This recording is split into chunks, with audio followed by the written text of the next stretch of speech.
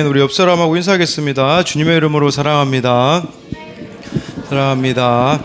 네, 오늘은 성품이 아니라 성령입니다. 이 성품이 아니라 성령입니다라는 제목으로 같이 나눌 텐데요. 저희 집에서는 이제 아침에 그 소리사모가 틀어주던지 아니면 제가 유치원이나 어린이집 애들 내려줄 때 이문미 선교사님 그 묵상을 틀어주거든요. 그러면 항상 이렇게 시작하세요. 오늘도 그대 최고의 날입니다. 이문미 선교사 묵상 이제 이런 말씀을 해주시는데 오늘 예찬이가 한번 그걸 해봤기에 영상을 찍어봤거든요. 한번 보여드리도록 하겠습니다. 이거를 너무 자주 들어가지고 예찬이가 오늘 아침에 성대묘사를 하더라고요. 네. 오늘도 그대 태어난다. 이문미 선교사 묵상. 네, 이렇게 예찬이가 오늘도 그대 태어난다. 네. 이렇게 예찬이가 참 따라하는 게 참 너무 귀엽더라고요. 그래서 이문미 선교사님에게도 보내드렸더니 네, 케이크를 또 보내주셔가지고 예찬이 이렇게 주라고 하시더라고요. 무엇보다 예찬이가 예수님을 아는 것으로 좀 기뻐해야 하면 좋겠다. 그게 저의 기쁨이 되었으면 좋겠다라는 생각을 하게 되었어요. 1월달 얘가 큐티 하더니 좀 이렇게 빈칸이 좀 많은 거예요. 그러더니 갑자기 저보고 2월달에는 자기가 큐티를 다 해보겠다고. 그래서 지금 하루도 빠짐없이 하고 있거든요. 그런 모습이 저에게는 또 기쁨이 되고, 오늘 또 김진수 선교사님 둘째가 태어났거든요. 첫째 이름이 보열이거든요. 김보열이에요. 네, 이름이 둘째 이름은 김복음이더라고요.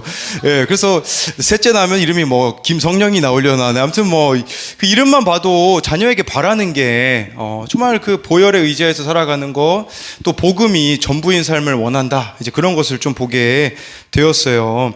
지난번에 이야기 드렸듯이 우리 예찬이 장래희망이 어부였잖아요. 어부. 사람을 낚는 어부가 되겠다. 이제 그랬는데 어느 목사님 설교를 들어보니까요. 그 어부라는 단어가요.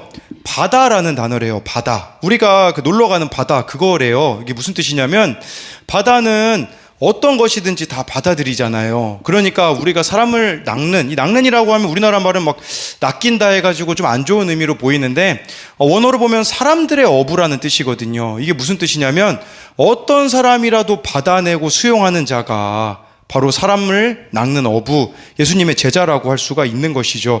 그런데 우리 힘으로 어떻게 다른 사람들을 받아낼 수가 있겠습니까? 저희가 그 부모 말씀 양육 세미나 2주차인데 이번 주에 많이들 절망하셨어요. 왜 그러냐면 자녀를 사랑하는 8가지 방법, 여기 이거 하면서 다들이 어떻게 이렇게 하냐고. 왜 거기 8가지 가르쳐드리면, 첫 번째, 자녀를 보면 활짝 웃어주세요. 네. 그리고 두 번째, 참 귀하구나 하는 말을 자주 사용하세요. 셋째는 아직 자라나는 중이라 마음으로 자녀를 바라보세요. 네 번째, 자녀가 실수했을 때 괜찮다라고 말해주시고, 다섯 번째는 사랑의 쪽지를 자주 전달해주시고, 여섯 번째는 만날 때마다 품에 안아주시고, 일곱 번째, 자녀와의 데이트 시간을 가지세요. 여덟 번째, 사랑의 추억을 만들어주세요. 이 이야기를 이렇게 했을 때 저대로 어떻게 부모가 살아갈 수 있느냐라고 많은 분들이 이야기를 하시더라고요. 이게 우리 성품으로는 불가능한 일이지만 성령으로는 가능한 일이라는 거죠. 근데 우리는 성령을 의지하기보다 이 성품이라는 것은요, 아주 쉽게 말씀드리면 내 자신, 본능을 의지한다라는 뜻이에요. 어제 어느 청년하고 이제 말씀을 이제 10주 양육이 끝났거든요. 이게 얘가 10주 한 것만 해도 대단해요. 우리 혁진인데 혁진한테 그렇게 얘기했어요. 혁진아, 근데 너 지금 10주가 끝났는데 왜 큐티 안 하니? 그랬더니요, 얘가 그렇게 얘기하더라고요. 목사님, 아침에 큐티 듣잖아요. 하루 종일 말씀이 머릿속에 생각나가지고요, 뭘 나눠야 될지 하루 종일 고민해야 돼가지고 저는 큐티 안 합니다. 이제 이렇게 얘기를 하더라고요. 참 우리가 성령의 이렇게 인도함을 받는 게 참 쉽지 않다라는 거. 왜냐하면 우리의 성품, 이 본능이 있기 때문에 그거를 거스리는 것이 참 어렵다라고 볼 수 있겠죠. 제가 이 성품과 성령에 대해서 말씀드리는 이유는요, 오늘 말씀에 성령으로 자녀를 키운 부모가 있는가 하면 성품으로 자녀를 키운 부모가 있어요. 뭐 여기 부모님들이 아닌 분들에게는 성품으로 살아가는 사람이 있는가 하면 성령으로 살아가는 사람이 어떤 사람인지 볼 텐데요. 오늘 말씀 3, 4절 말씀 같이 읽어보겠습니다. 시작. 전에 헤롯이 그 동생 빌립의 아내 헤로디아의 일로 요한을 잡아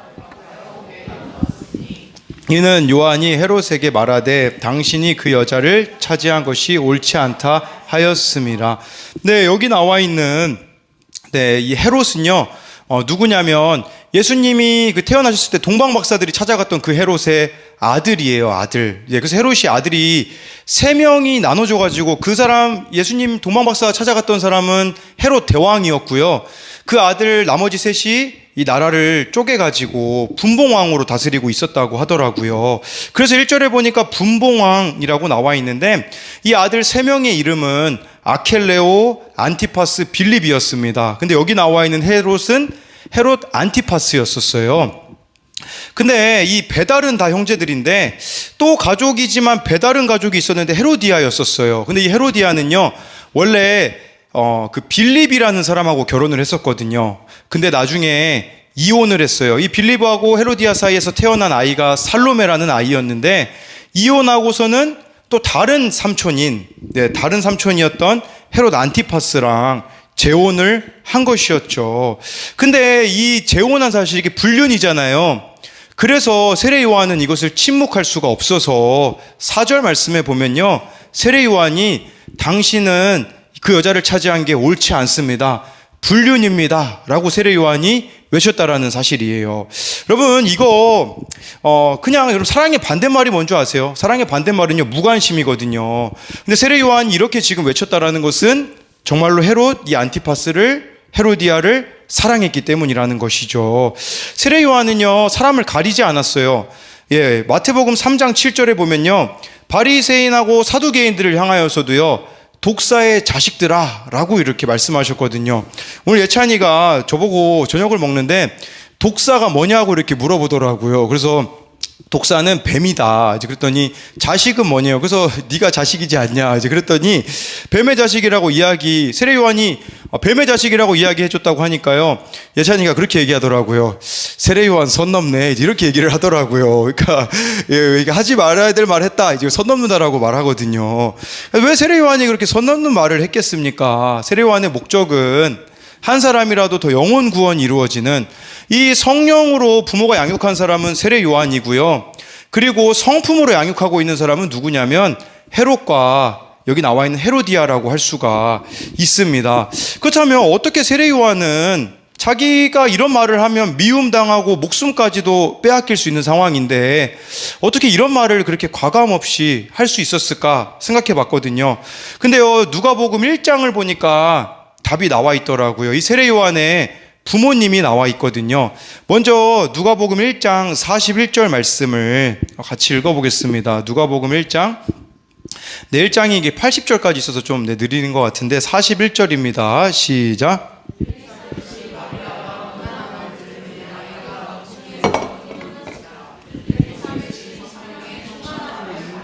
네, 이 엘리사벳이 예수님 어머니 마리아랑 또 친족이기도 하고요. 세례 요한의 어머니입니다. 근데 세례 요한을 이렇게 뱃속에 잉태했을 때 성령의 충만함을 받았다라는 것은 이 어머니인 엘리사벳이 성령으로 충만했다라는 거죠. 그렇다면 세례 요한의 아버지는 어땠을까요? 67절이에요. 누가복음 1장 67절에 보면요. 네, 이제 세례 요한이 태어났을 때 그때 있었던 일이거든요. 같이 읽어보겠습니다. 그 부친 사가랴가 성령의 충만함을 받아 예언하여 이르되, 근데요 이렇게 막 하나님의 말씀을 대신 전했다라는 뜻인데 그 중에 저의 그 눈길을 끄는 대목이 76절, 77절이더라고요. 76, 77절을 같이 읽어보겠습니다. 76, 77입니다. 시작.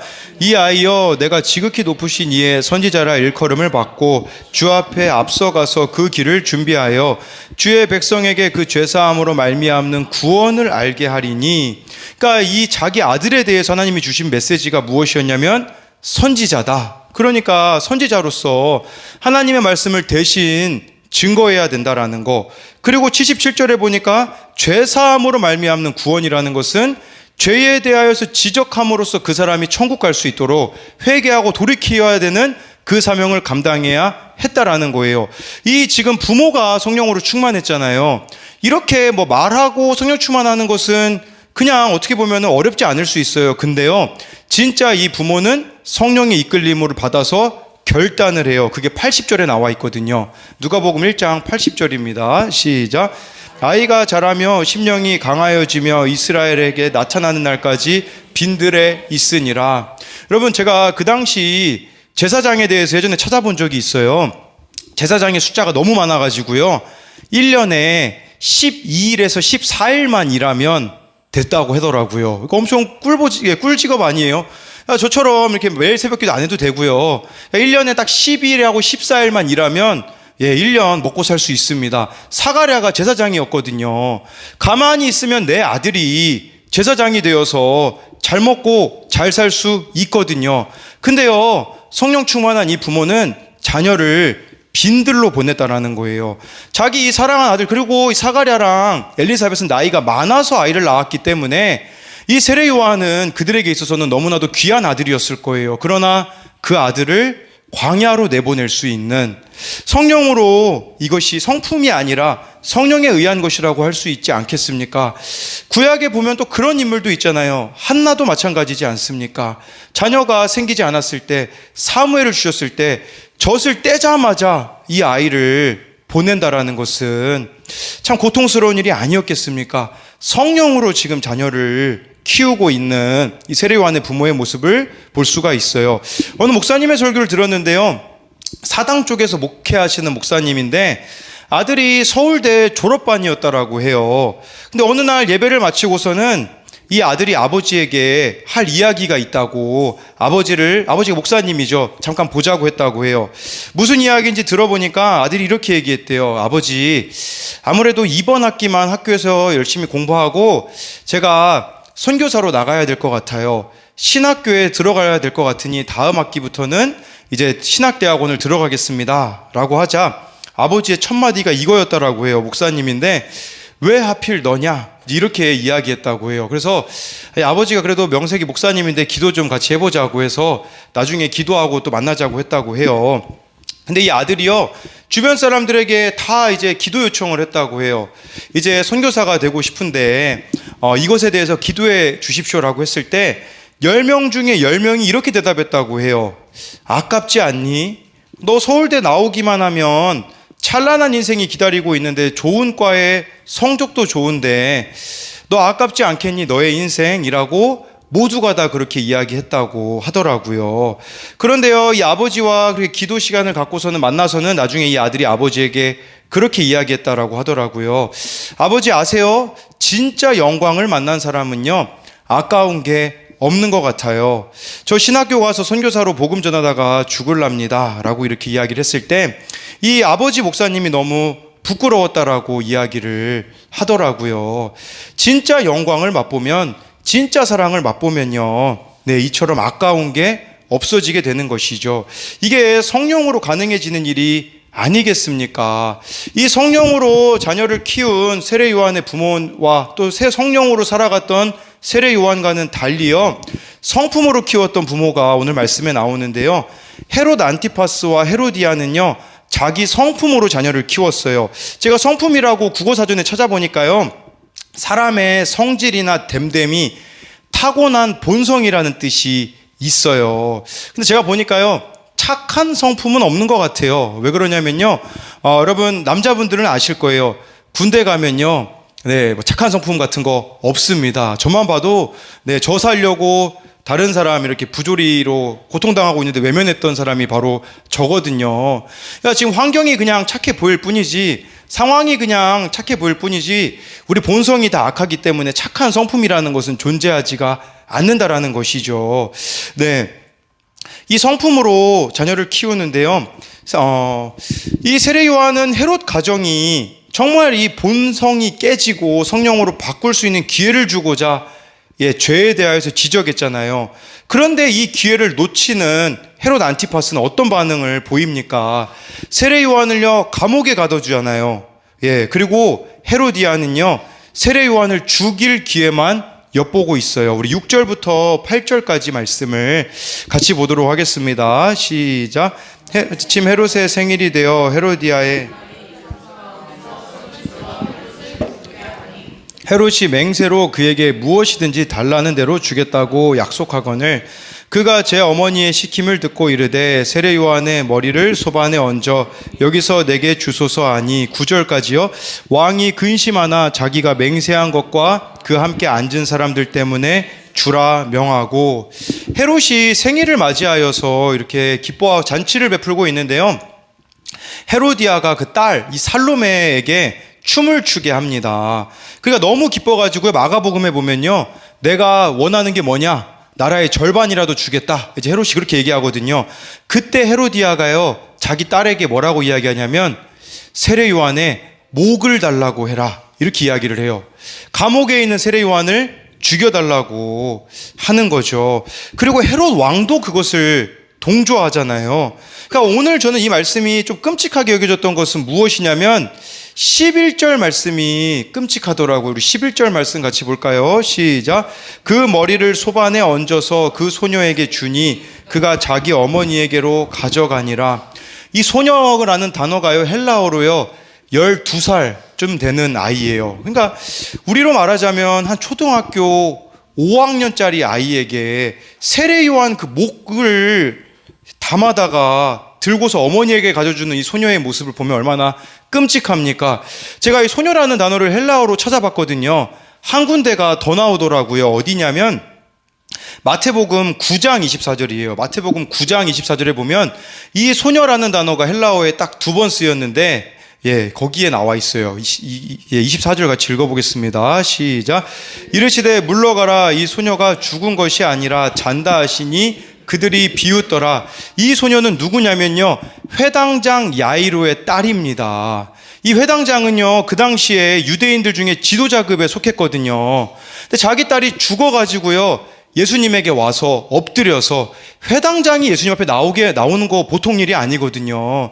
내 딸이 죽었으니 살려달라고 했을 때, 그때 이 소녀가 살아나게 되어지는 것이죠. 그러니까 저는 이런 대조점을 보게 되어지는 거예요. 회당장은요, 자기 자존심 같은 거 없이 예수님 앞에 다 내어놓고 나와서 자기 딸을 살렸는가 하면, 이 소녀 12살밖에 안 된 소녀를 살렸지만 아까 나와 있는 헤롯과 헤로디아는요, 자기 딸을 죽이고 있다라는 것을 기억해야 된다라는 것이에요. 결국 헤로디아의 그 딸 살로메는 그렇게 살아가다가 지옥에 가지 않았겠습니까? 근데 인간적으로 봤을 때는요, 잘 먹고 잘 살거든요. 최고의 교육, 좋은 환경에서 자랐을지 몰라도 예수님을 알지 못하기에 최악의 삶이라고 할 수 있다라는 것이에요. 그리고 나중에요, 여러분, 이 헤롯 안티파스가 예수님도 만나거든요. 이게 진짜, 예, 저는 좀 마음이 그렇더라고요. 빌라도가 헤롯 안티파스에게 예수님을 잠시 보냈어요. 근데 헤롯 안티파스가요, 예수님을 업신여기고 희롱하고 빛난 옷을 입혀서 빌라도에게 보내고요. 원래 빌라도하고 헤롯 안티파스가 안 친했거든요. 예수님 죽이는 일에 하나가 되어서 그날부로 친구가 되었다라는 말씀이 누가복음 23장에 나와 있어요. 여러분, 이처럼 예수님 없는 가정은 성품으로, 본성으로 자녀를 키우고 있는 것이고, 나도 그냥 말씀 없이 살아간다면, 기도 없이 살아간다면 본성으로 살아가고 있다라는 거예요. 그렇게 되어지면요, 회개가 일어나지 않기 때문에 자기 자신의 감옥에 갇혀 지옥을 살다가, 이 땅에서도 지옥을 살다가 죽어서도 지옥에 가게 되어진다라는 것이에요. 여러분, 우리에겐 이런 의미가 될 수 있어요. 혹시 지금 여러분들의 자녀나 배우자나 주변 사람들이 여러분의 성품으로, 여러분들의 본성으로는 품어지지가 않지 않습니까? 그렇기에 여러분, 자신을 의지하지 마시고 지금이 우리가 성령을 구해야 될 때라는 사실이에요. 여러분, 가장 좋은 자녀, 가장 좋은 부모, 가장 좋은 사람들은요, 나를, 예수님을 잘 믿게 해주는 사람입니다. 제가 그 하이 머스타드라는 유튜브 채널에 이런 제목의 영상이 있더라고요. 나는 범죄자의 자녀였습니다. 이 여학생은요, 연세대를 다니고 있어요.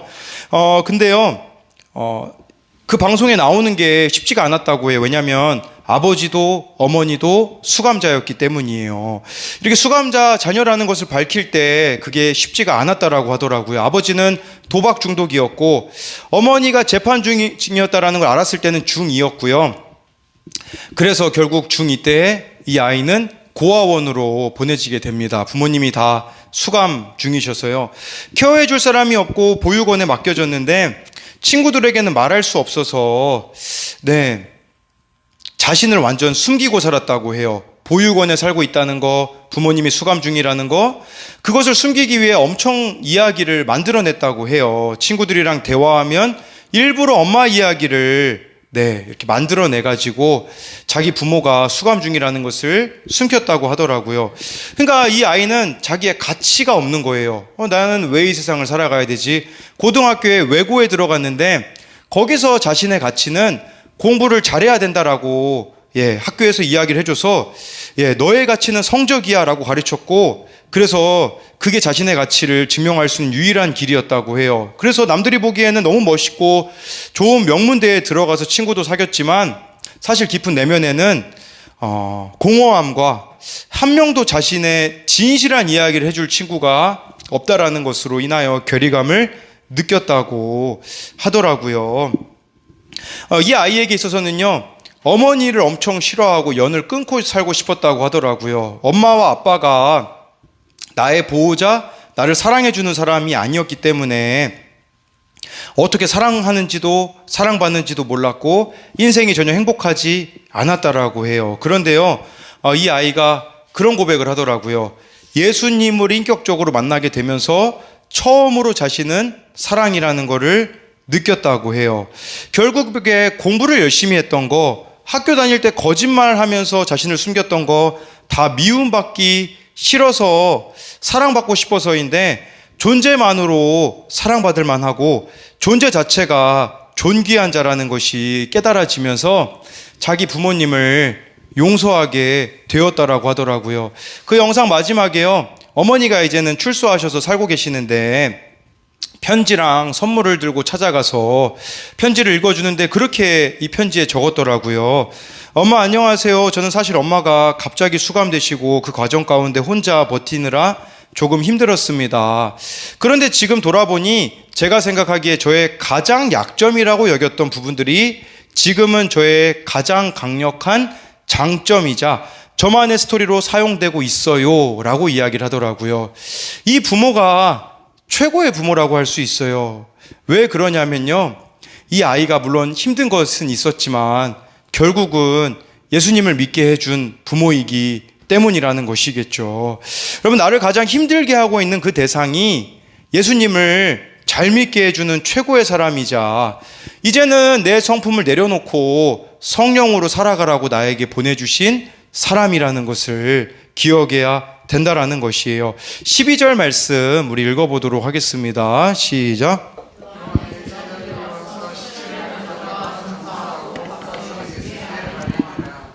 그러면서 가장 귀한 인생이 무엇인 줄 아십니까? 성령의 인도함을 받고 살다가 예수께 아뢰지는 인생이에요. 예수께 아뢰니라. 세례 요한이 죽은 게 예수님께 소식이 전해졌다라는 뜻이잖아요. 이게 무슨 말이냐면 여러분들의 삶이 예수님께 알려지는 인생이 되어지는 게 가장 귀한 인생이라는 거예요. 내가 내 인생의 주인이 되어서 살아가면 예수님은 나를 모른다 하실 겁니다. 그러나 내가 내 인생의 주인이 아니라 예수님이 내 인생의 주인이 되는 그 인생은 예수님께 아뢰는 인생이기에 그게 최고의 성공이 아니겠습니까? 김양재 목사님이 쓰신 천국을 누리라는 책에요, 김양재 목사님은 어머니께서 새벽 기도를 가시고 항상 교회 화장실 청소를 하시고 오셨다고 해요. 학창 시절에 어머니가 화장실 청소 몸빼바지 입고 하고 돌아오는 길에 이제 마주치면 엄마가 너무 부끄러워서 돌아갔다고 하더라고요. 그러다가 새벽 기도 갔다가 오시는데 뺑소니 사고로 돌아가셨거든요. 돌아가신 지 40년이 넘었는데도 아직 범인을 못 잡았다고 해요. 사고 현장에 이니셜이 새겨진 군 모자가 있었지만 범인을 잡는 데만 시간을 보내며 원망하지 않았다고 해요. 사람을 쳐 죽이고 도망한 그 사람도 죄책감으로 두려울 텐데 이걸 또 찾으면 그렇기에 찾지 않았다고 하더라고요. 새벽 기도 가실 때마다 교회 화장실 청소하느라 몸빼바지 차림이었던 어머니는요, 돌아가셨을 때 그 시신을 이렇게 시신 아래에 그 시신을 이렇게 관리하는 사람이 그냥 보고서는 써놨는데 거기다 이렇게 써 있었다고 해요. 30대 여인이라는 표말이 적혀 있었다고 해요. 30대가 아니거든요. 그러니까 화장도 안 하고 초라한 차림새로 돌아가셨지만 돌아가셨을 때 그 모습이 얼마나 아름다웠는지 30대 여인으로 착각했다고 해요. 목숨을 앗아간 사고였지만 외상도 없었다고 합니다. 그 모습을 보고 예수님을 안 믿을 사람이 없었다고 해요. 나중에 예수님을 믿겠다라고 미루시던 아버지가 어머니의 그 모습을 보고 그 주부터 눈물을 흘리며 교회에 나가셔서 장로님으로 돌아가셨다고 해요. 세상적으로는 호강 한번 못하고 돌아가셨지만 하나님께서 자녀들에게 열매를 보여주셨다고 하더라고요. 여러분, 이것이 예수님께 알려지는 인생임과 동시에 예수님께로 인도하는 인생의 모습이 아니겠습니까? 왜 성령으로 우리가 살아가야 되겠습니까? 그래야 내 옆에 있는 자들이 예수님께로 아뢰지는 인생을 살 수 있기 때문이라는 것이에요. 여러분, 나 자신으로 살아가지 마십시오. 그것은 내 성품으로 살아가는 겁니다. 날마다 말씀을 묵상하고 기도해 보세요. 그러면 오늘 무엇을 해야 될지, 누구를 만나야 될지, 무슨 말을 할지 성령께서 가르쳐 주실 거예요. 그러면요, 내 본성을 넘어가게 되어져요. 이건 행위가 아니에요, 여러분. 행위가 아니라 성령께 내가 붙들리면 나를 넘어서는 순종을 하는 거지, 우리가 뭐 행위로 구원받을 수 있는 거 아니에요. 그러나 바른 믿음이 내 안에 있다면 성령의 인도함을 받을 수밖에 없고 나를 넘어설 수밖에 없다라는 거죠. 저 같은 경우는 사람 만나는 게 제일 힘든 사람이거든요. 제가 제일 좋아하는 시간은 자전거 타는 시간이에요, 혼자. 네, 근데 어제만 해도 아침 10시에 권사님 만났죠. 11시에 청년 만났죠. 12시에 청소년 만났죠. 2시에 권사님 만났죠. 3시에 청년 만났죠. 밤 7시에 안수 지사님 만났죠. 밤 또 9시에 켈라 워십 팀 멤버들 만났죠. 하루 종일 사람들을 만났거든요. 괜찮더라고요. 본성을 넘어설 수 있게 되어진 것은 이건 저의 힘이 아니라 성령님을 붙들고 살아가기에. 근데요, 제가 하루도 말씀 안 보고 기도 안 하잖아요. 저는 또 혼자만 있을 거란 말이죠. 저는 오늘 이 말씀 앞에서 두 가지가 마지막으로 좀 회개가 되어지더라고요. 하나는 제가 하고 있는 사역이 성품이었던 모습이 회개가 되어지더라고요. 하나는 최근에 다시 예전 모습으로 돌아가고 있는 것 같아서 제 마음을 힘들게 한 청년들이 있었거든요. 네, 뭐 여러분들 아실 수 있겠지만 남자 한 명, 여자 한 명이 있습니다. 근데요, 이렇게까지 속으로 생각했었어요. 차라리 교도소로 다시 들어갔으면 좋겠다, 신혁진. 네, 제가 이렇게 속으로 생각했어요. 그리고 이제 또 자매가 있는데 차라리 병원으로 다시 돌아갔으면 좋겠다, 오정윤. 제가 이렇게 얘기를 속으로 했었거든요. 그걸 회개했어요. 그러니까 이 아이들이 그냥 마음대로 살아가는 모습이 그냥 제 성품에, 제 본성에 불편해가지고 그 아이들을 제 마음대로 조정하려고 했었던 그런 모습이 있었고, 어느 청년을 향해서는요, 병이라도 걸렸으면 좋겠다라고 말했는데 실제로 그 청년이 병에 걸려서 얼마나 제가 이렇게 하나님 앞에 부끄러운지, 이게 성품으로 사역하는 저의 악한 모습이더라고요. 다른 하나는 예전에 어떤 학생이 저에게 자기 친구를 소개해 줬어요. 근데 이 친구, 얘네 둘 데리고 이제 밥 먹고 시간을 보내는데 카페에서 이야기를 하는데요, 이 처음 온 친구가요, 세상 그 누구에게도 하지 않았던 이야기를 저에게 해줬어요. 그건 뭐냐면 자기가 고아원에서 자랐다라고 저에게 이야기를 해주더라고요. 그렇다면 이 아이를 제가 귀한 줄 알고 끝까지 품고 가야 되는데 교회에 나오지 않는다라는 이유로 연락도 하지 않고 방치해 둔 것이 오늘 회개가 되어지더라고요. 아까 제가 영상 봤다고 했잖아요. 그 고아원에서 자란 아이를 보면서 그 아이가 떠오르면서 회개가 되어지며 그 아이에게 오늘 이렇게 연락을 했거든요. 그러니까 참 얼마나 그냥 내 본성대로 지금 나는 살아가고 있는가, 이걸 보게 되어지는 거죠. 여러분, 성령으로 살아가면요, 사랑하게 되어집니다. 그런데 지금 내 마음 가운데 누군가가 사랑스럽지 않다라는 것은 나는 여전히 본성으로 살아가고 있다라는 거예요.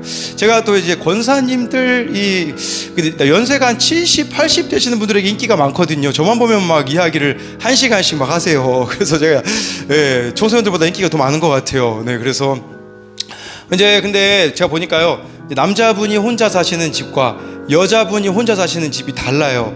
여자분이 혼자 사시는 집은요, 정말 깔끔합니다. 근데 남자분이 혼자 사시는 집은요, 그렇지 않더라고요. 근데 오늘 한 2주 전인가요, 남자분의 이제 집을 가는데 바닥에 이렇게 하얀 게 떨어져 있는 거예요. 그러다 보면 거기 앉으면 제 바지에도 묻죠. 그래서 오늘도 또 이제 갔는데, 근데 중요한 것은 사모님하고 그런 얘기들을 했는데 아마도 이렇게 잘 못 씻으셔서 그런 것 같다라고 이야기를 하면서 사모님이 저에게 물티슈를 이제 딱 주시더라고요. 근데 이걸 받아도 제가 그냥 막 가가지고 갑자기 바닥 닦으면 얼마나 기분 나빠요. 그래서 조심스럽게 물어보는 거죠. 여기 바닥에 뭔가 떨어져 있네요. 제가 좀 닦아도 될까요? 이렇게 하니까 괜찮다고 하시더라고요. 닦으라고. 그래서 저희 예배 드리기 전에 그 물티슈로 그냥 바닥을 다 닦은 거예요. 닦고 이제 그만 닦으라고 해가지고 제가 또 멈추고, 네, 바로 또 이제 손을 씻고 이제 또 찬양을 했는데, 근데요, 제가 좀 제정신이 좀 아닌 것 같아요. 뭐냐면, 나중에 이분 모시고 목욕탕 가고 싶다라는 생각이 들더라고요. 목욕탕 가서 몸에서 그게 하얀 게 나오는 거라면 언제 하루 날 잡아서 정말 이분의 때를 밀어드리면 얼마나 좋을까, 그런 생각을 하게 되어지더라고요. 근데 제가 이걸 말씀드리는 것은 제 자랑이 아니라 저에게는 이런 게 나올 수 없는 사람이라는 거예요. 제가 얼마나 사랑이 없는 사람인데요, 얼마나 사람을 좋아하지 않는 사람인데요, 그러나 이렇게까지 생각할 수 있다라는 것은 저의 성품이 아니라 성령의 도우심이라는 거죠. 여러분, 성령의 이끌림을 받는 사람을, 그 삶을 살잖아요. 천국을 살아요. 천국이 뭐겠어요? 오늘 죽어도 여한이 없다가 천국 아닙니까? 내 마음의 천국이 임하기 때문에 성령으로 살아가면, 세례 요한이 죽기 전에 어떤 모습이었을까? 사도 바울이 단두대에 목이 잘려 죽기 전의 모습이 어떠했을까? 생각해 보니까 제가 봤을 때는 그 죽음 앞에서 죽음이 무서워 벌벌 떨고 그런 삶을 살아가는 것이 아니라 그 죽음 앞에서도 천국을 누리는 모습이 아니었겠습니까? 그런 제정신이 아닌 것 같은 사람이 이 대한민국에 와서 많은 사람들이 죽었잖아요. 양화진의 선교사님들이 그러셨잖아요. 루비 캔드릭이라는 혼자 여자의 몸으로 이 땅에 온 그 선교사님의 묘비에는 뭐라고 써 있는 줄 아십니까? 만약 나에게 1000개의 목숨이 있다면 조선을 위하여서 다 사용했을 것이다. 그 고백이 무슨 고백이겠어요? 성령의 고백이 아니겠냐라는 것이겠죠. 그렇기에 정말 여러분들이 성령의 이끌림을 받음으로써, 내가 성령의 이끌림을 받으면요, 가정이 천국이 되어질 것이고, 직장이 천국이 되어질 것이고, 교회가 천국이 되어질 것이고, 우리가 살고 있는 이 대한민국이 천국이 되지 않겠습니까? 그렇기에 정말 여러분, 제가 맨날 외치는 메시지가 똑같잖아요. 큐티 하세요. 그리고요, 큐티만 하지 마시고 그 말씀 붙잡고 한 1시간 정도만 기도해 보세요. 그러면요, 정말 내가 오늘 누굴 만나야 될지, 뭘 해야 될지 여러분 마음의 천국이 임하게 되어지는 거예요. 이거 없이 본능적으로 살아가려고 하니 우리들의 인생이 얼마나 힘이 들겠습니까? 그리하여서 성품이 아니라 성령님께 인도함을 받는 저와 여러분들이 되기를 소망합니다.